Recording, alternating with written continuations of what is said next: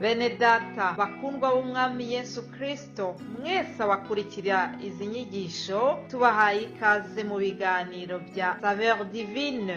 Ibi biganiro mu bitegurirwa n'abavugabutumwa bwiza batandukanye, akaba ari umuhamagaro ugendera ku ijambo ry'Imana byanditse mu gitabo cy'ubutumwa bwiza uko bwanditswe na Matayo ibice 24 umurongo wa 14. Kandi ubutumwa bwiza bw'ubwami buzigishwa mu isi yose ngo bube ubuhamya bwo guhamiriza amahanga yose, nibwo imperuka izahera ko ize. Ibi biganiro mubikurikira ku channel ya YouTube yitwa Saveur Divine. Tubifurije kugubwa neza. Imana Data ari nayo so ibaha umugisha. Turabaramukije amahoro y'Imana bavukanye muri Kristo Yesu, duhurira mu kiganiro Saveur Divine aho dukomezanya biciye mu ijambo ry'Imana.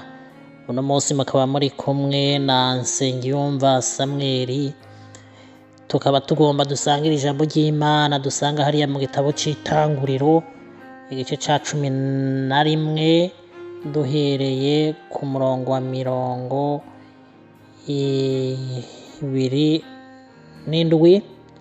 canke ikinyarwanda 27 dushikane kuri 32. Haravuga ngo uru nirwo ruvyaro rwa Tera. Tera yavyaye Aburamu, Nahori na Harani. Harani yavyaye Loti. Harani apfira mu gihugu yavukiyemwo ahitwa Uri mu Bukaludaya, Tera akiriho. Aburamu na Nahori bararongora. Muka Aburamu yitwa Sarayi, muka Nahori yitwa Miluka, umukobwa wa Harani. Harani se wa Miluka na Yisika. Sarayi yari ngumba ntiyagira umwana. Tera ajana umwana wiwe Aburamu n'umwuzukuru wiwe Loti na Sarayi umukazana wiwe ariwe muka Aburamu umwana wiwe, bava muri Uri mu Bukaludaya ngo baje mu gihugu c'i Kanani.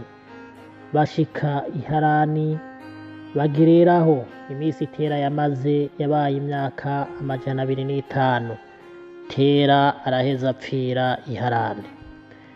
Tubandanye ku gice ca 12 nyene muri kino gitabo c'Itanguriro dusome imirongo 4 ya mbere. Haravuga ngo Uhoraho abarira Aburamu ati, va mu gihugu canyu no mu bwoko bwanyu no mu nzu ya so, uje mu gihugu nzokwereka, nanje nzoguhindura ubwoko bukomeye, nzoguha umugisha, izina ryawe ndarigirira urangiranwa, n'abandi bazogira umugisha ku bwawe. Abazoguhezagira nzobahezagira, kandi uwuzokuvuma nzomuvuma, kandi muri wewe niho imiryango yose yo mw'isi izoherwa umugisha. Nuko Aburamu aragenda nk'uko Uhoraho amubariye. Loti ajana nawe.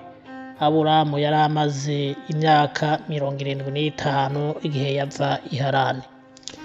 Ijambo duhagararako uno munsi ni Aburahamu, sekuruza w'abizera bose.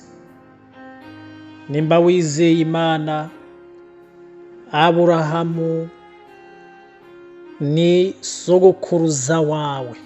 Abizeye Imana bose mu gihe cyaheze na kino gihe turimo nikizoza, Aburahamu ni sogokuruza wacu kuko yizeye Imana, yashize ibyizigiro byiwe mu Mana, yayifitiye icyizere. Igice duhejeje gusoma ko imirongo mikenya, igice ca 11 kitwereka amamuko ya Aburamu, ariwe yahavuye yitwa Aburahamu. Yavutse kuri se Tera, avukana na Nahori na Harani, bavukira Uri mu Bukaludaya. Bibiliya iratwereka yuko umwe muri bo yapfiriye Uri mu Bukaludaya, akaba yari Harani se wa Loti.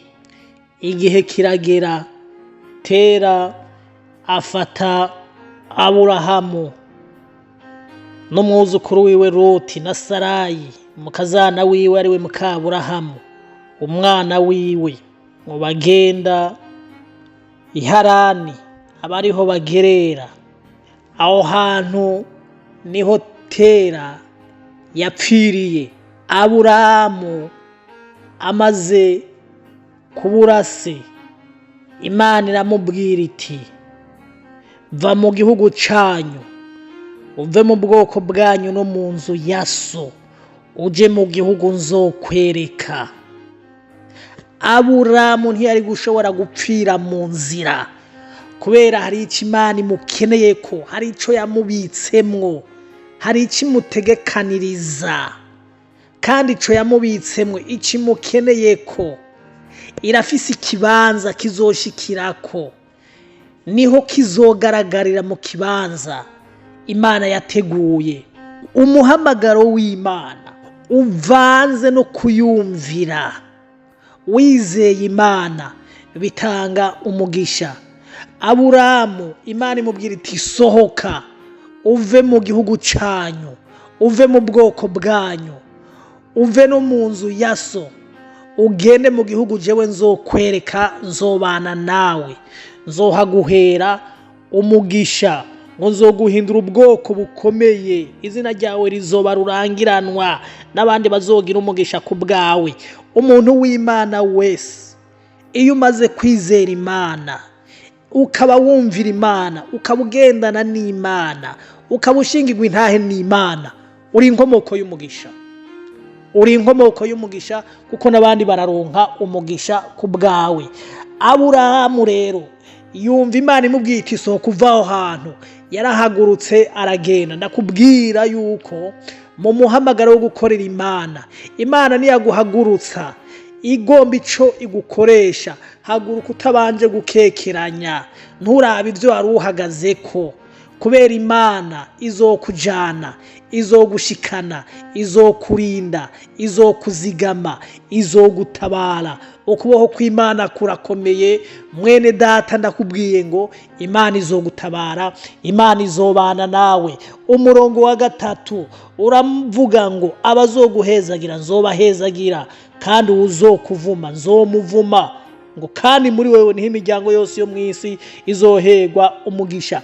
Bibiliya ntidusezeranira yuko nubwo tuzoba turi mu muhamagaro wo gukorera Imana, tutazogira intambara, tutazogira ibitugerageza, tutazogira ibitugwanya, ariko Imana iradusezeranira nk'uko yasezeraniye Aburahamu ngo uzokuvuma, uzokuvuma nzomuvuma. Ntuzobura intambara mu gukorera Imana.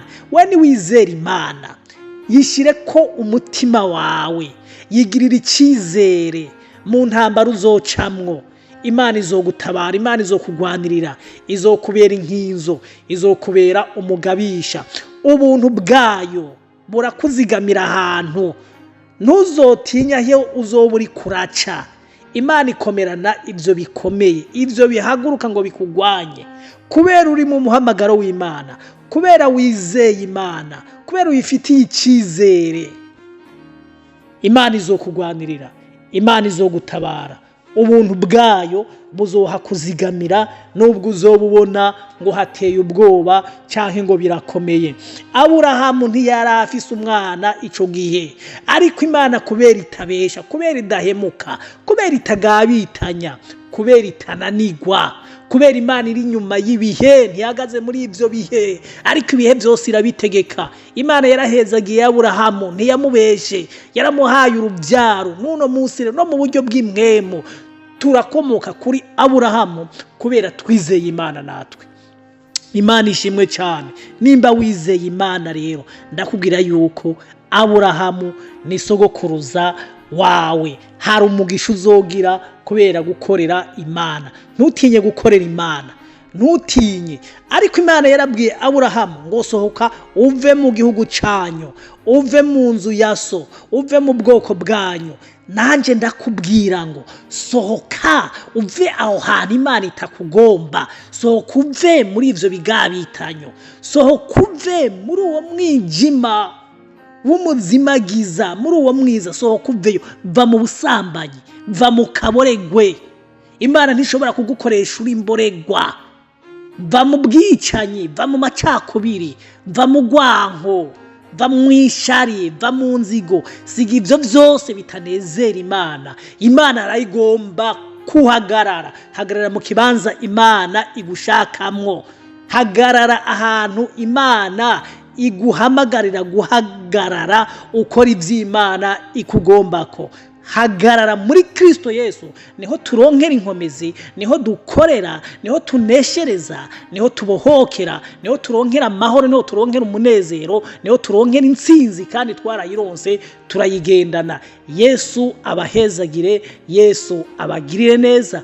Ineza y'Imana ibasange aho muri, ibyo murimo byose Imana ibabera umutabazi. Yesu abahezagire.